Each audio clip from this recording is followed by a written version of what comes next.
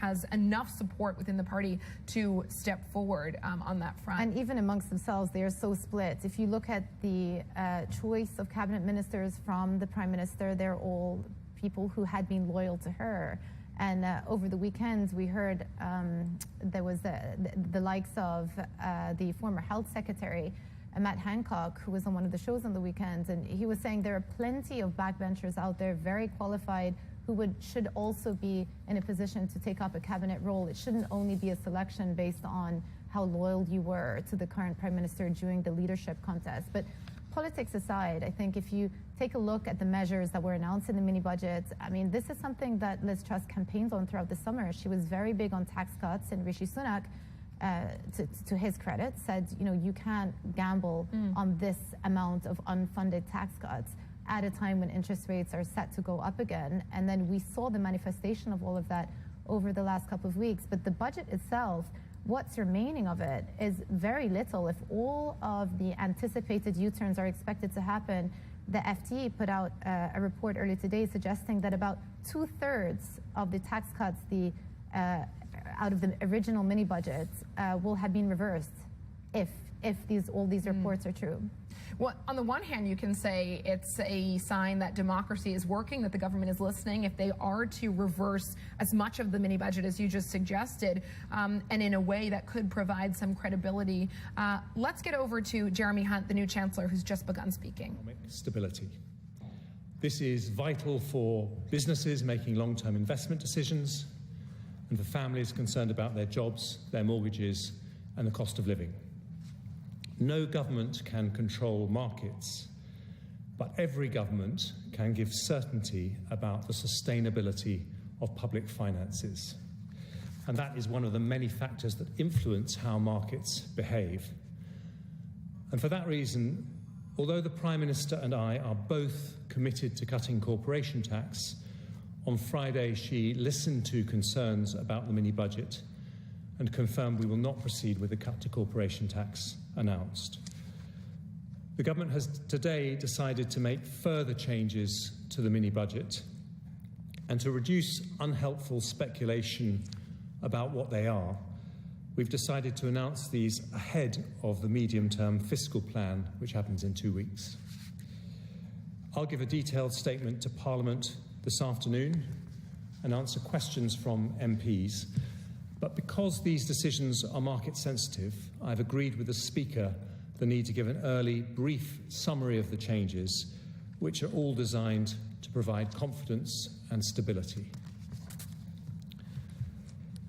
Firstly, we will reverse almost all the tax measures announced in the growth plan 3 weeks ago that have not started parliamentary legislation. So whilst we will continue with the abolition of the health and social care levy and stamp duty changes, we will no longer be proceeding with the cut to dividend tax rates, the reversal of off-payroll working reforms introduced in 2017 and 2021, the new VAT-free shopping scheme for non-UK visitors, or the freeze on alcohol duty rates. Secondly, the government's current plan is to cut the basic rate of income tax to 19% from April 2023. It is a deeply held conservative value, a value that I share, that people should keep more of the money they earn. But at a time when markets are rightly demanding commitment to sustainable public finances, it is not right to borrow to fund this tax cut. So I've decided that the basic rate of income tax will remain at 20%, and it will do so indefinitely until economic circumstances allow for it to be cut. Taken together with the decision not to cut corporation tax and restoring the top rate of income tax, the measures I've announced today will raise every year around £32 billion. Finally, the biggest single expense in the growth plan was the energy price guarantee. This is a landmark policy supporting millions of people through a difficult winter. And today I want to confirm that the support we are providing between now and April next year will not change.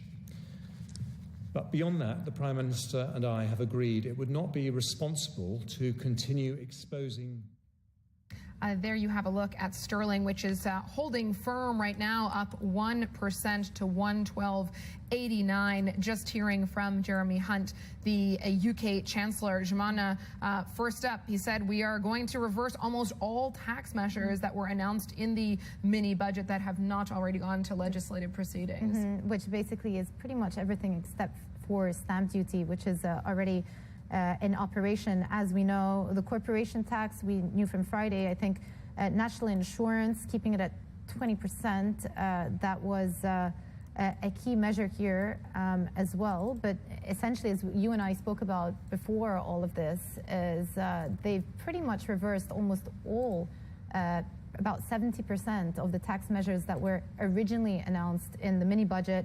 And he said that that should save up to about £32 billion a year. And remember, we had spoken about the context of about £45 billion worth of unfunded tax cuts. So now we have the numbers.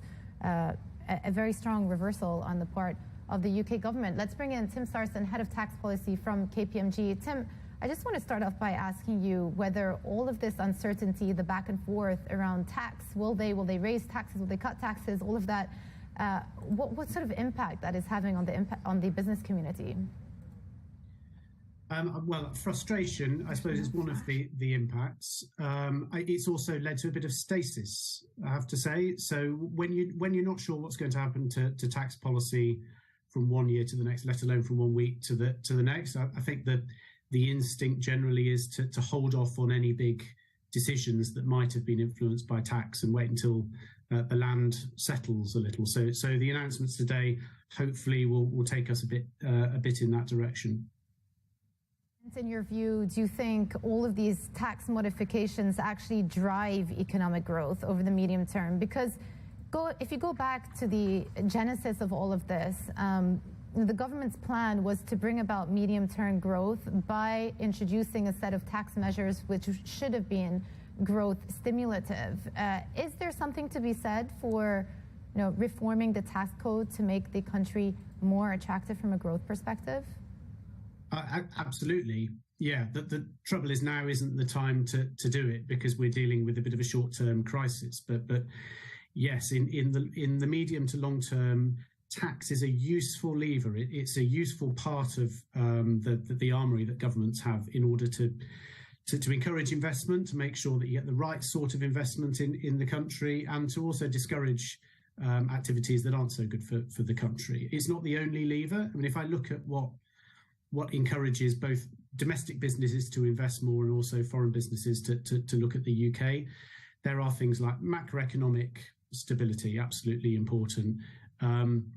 Basic stuff like the English language, the fact that we kind of know that if we spend a certain amount of money, we know what's going to happen to it.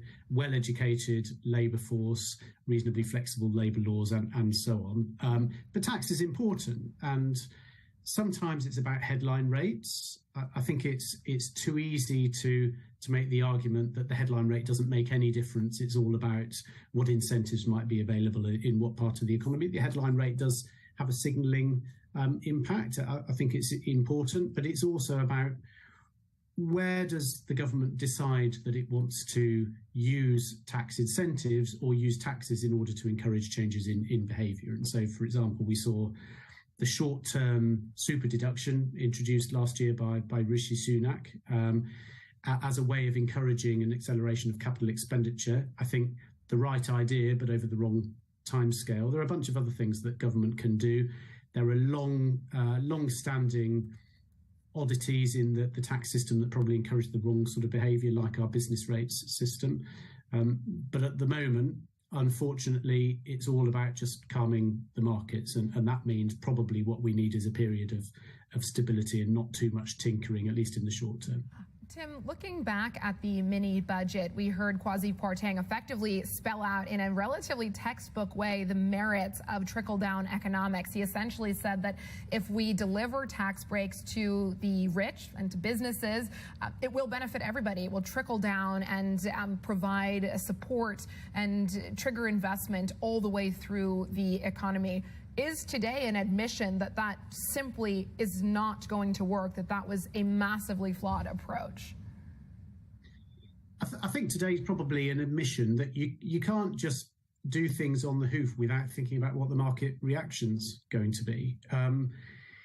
There's limited evidence that trickle-down tax policies work, but actually, if you look across the globe, there are examples of economies that are successful and growing that have lower tax rates for highly paid individuals than we have, and there are other examples of countries that are successful and growing that have higher tax rates than us. So what that probably points to is that tax is not the most important factor in determining how successful an economy is going to be. You don't drive growth simply by playing around with the tax system. But I'll come back to the point that it was just the way that it was done, the lack of clear costing, the fact that it was being done at a time where government finances are being stretched by the need to support consumers of energy, and also at a time when global interest rates and gilt yields are rising. It just meant that there couldn't have been a worse time to start experimenting with that sort of trickle-down policy, unfortunately. All right, Tim, thank you very much for your views. They're very clear. Tim Sarson, Head of Tax Policy from KPMG. And just to reiterate, we have got some of the main headlines out of the Chancellor's speech. We will get more details when he addresses the House of Commons later. But essentially, he has announced measures that will raise around £32 billion. He has said that pretty much all of the tax measures announced on September 23 growth plan will be reversed, save for those that are already under parliamentary legislation. It is not right to borrow to fund tax cuts. I think that it's notable